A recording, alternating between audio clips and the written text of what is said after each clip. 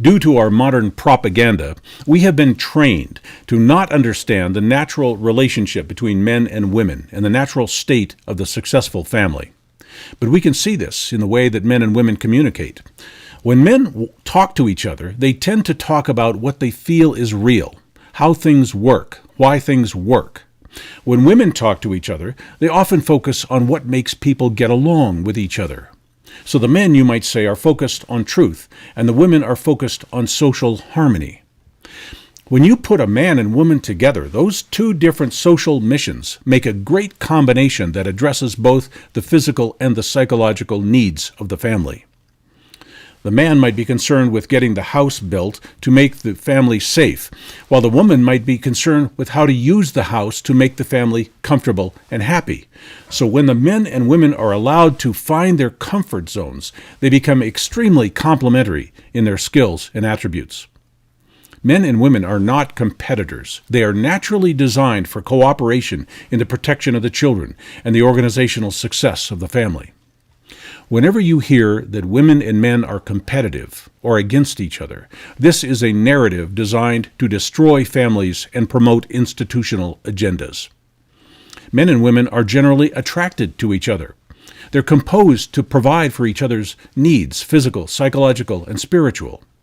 The male-female bond is a powerful social mechanism without which family and community are extremely disadvantaged. When a man and a woman find their natural roles, the children do better.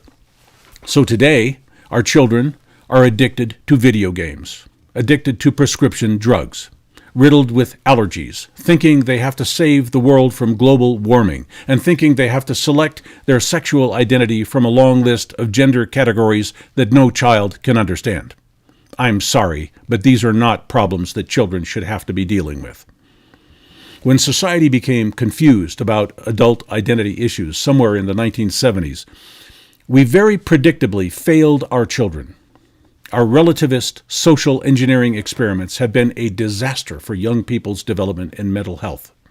And now we have 3 or 4 generations of young people, many of whom have never seen a parent who devoted herself primarily to her children.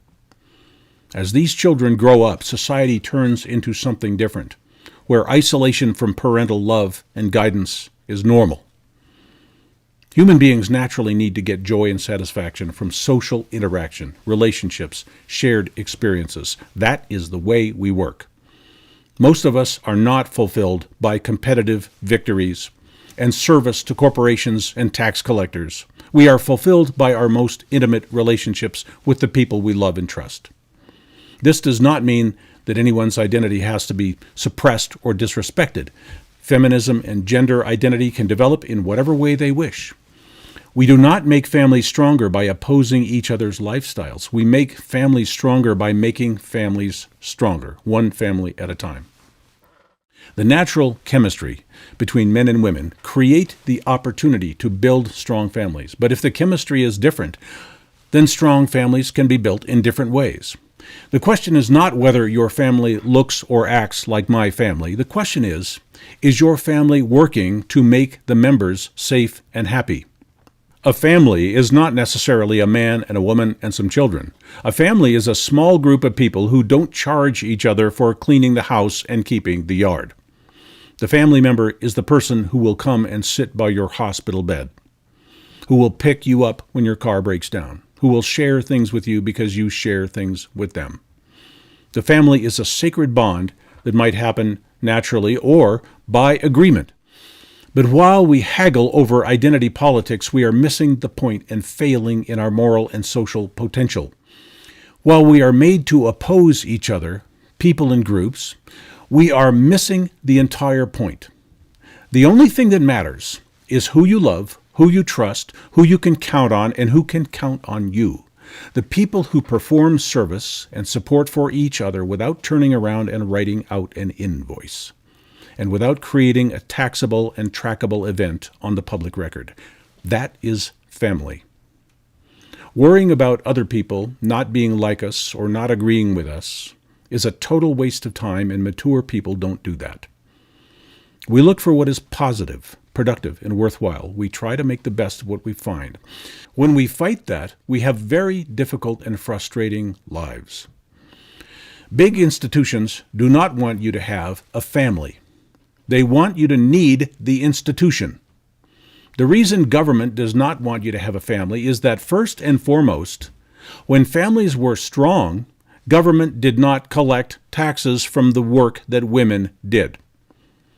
When you get stranded somewhere, your family member comes and picks you up, you don't have to call Uber and create another taxable, trackable transaction. When you are in trouble, either your family member can help you, or we can pay trillions of dollars for massive public institutions and hope they are prepared and responsive enough to come to our service when we find ourselves in trouble, so our parents can concentrate on breaking a glass ceiling or tampering with their own genders. So far, to my witness, government has been quite a disappointment in the role of parent, caregiver, and trusted companion. But government never fails to imagine that it can solve any social problem, no matter how personal, complex, or unique. Government does everything it can to weaken families in order to give government a place and make itself more relevant, more necessary, and richer. Government is a business, and they tell us its job is to look after everybody. But that business is not needed when we can look after ourselves, when we have family, when we have community. We don't need them to make a lot of rules, because in our families we act in honor to each other. We resolve our own disputes. When families are functional, we can have less taxes, less behavioral policing, less red tape, less institutional overhead, less standing in line, less surveillance and tracking, less bureaucratic surrogate parents telling us what to do and letting us talk to robots when we call them. So government will always try and divide us and make us fight, make each of us think we are the opponent of each other, and that only government can run things properly and keep order. They will make us think we can't get along, that men and women should be enemies, that the state should always be ready to come in and take the children, or whatever else it takes to break up the family and put government in charge and in control. The state is paranoid. The state sees a strong family unit as a threat to the state. A strong family unit is not a threat to any proper state function, but a strong family unit is a threat to state power and force and size. We listen to the state's narratives through our media. We are listening to arguments why we should not create family. We are hearing our schools, our media, our politicians reminding us of our differences, dividing us in any way they can find, getting many of us to hate each other, to oppose each other, to fear each other, and to love and trust only the state. We are told that even with the people to whom we are closest, we must be afraid of each other's germs. We must socially distance from each other. We must not allow ourselves to see each other smile. So if we simply decide that family is what is going to matter more than anything, family now and forever, does that make us anti-government? Maybe it does. Maybe being anti-government is the only way we can bring balance, sanity, and peace back to society. Are we anti-government if we refuse to be an opponent or an enemy of our neighbor? Or if we refuse to turn to some giant institution for our security, support, love, and happiness? Your government benefit is not love and happiness. It is a bribe.